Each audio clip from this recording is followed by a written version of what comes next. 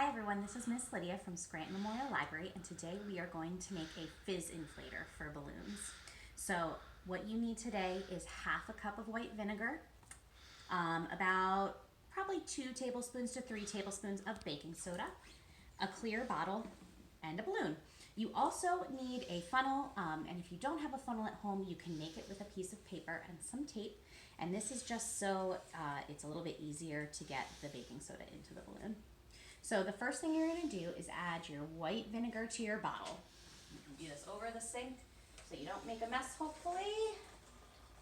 There we go. So our white vinegar is in our bottle. And then you're going to want to stretch out your balloon a little bit. Just make it a little easier to fit over the top of the bottle. And then you're going to put your funnel in. So this is always the most difficult part for me. We're going to put our funnel right in the balloon. And you are going to add about 2 to 3 tablespoons of baking soda. You want to fill up about half of this bottom part of the balloon. So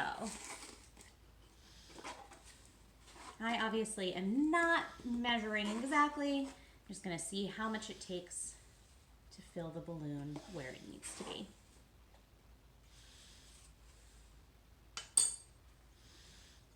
And probably one more scoop.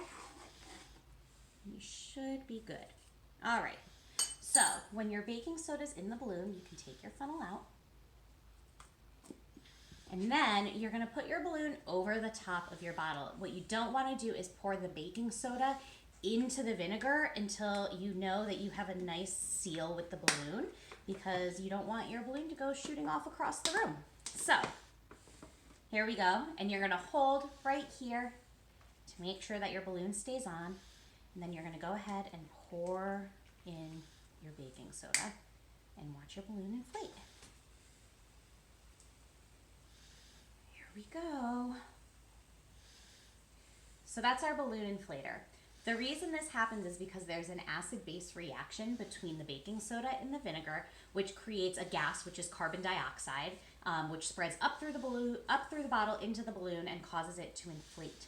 So this is a demonstration, but if you want to make this an experiment, here's what you can do. You can try different sized bottles, more vinegar or less vinegar, more baking soda or less baking soda, and see what happens. Let us know if anything changes when you change the components of the experiment. And that is how you make a fizz inflator for a balloon. Have a great day.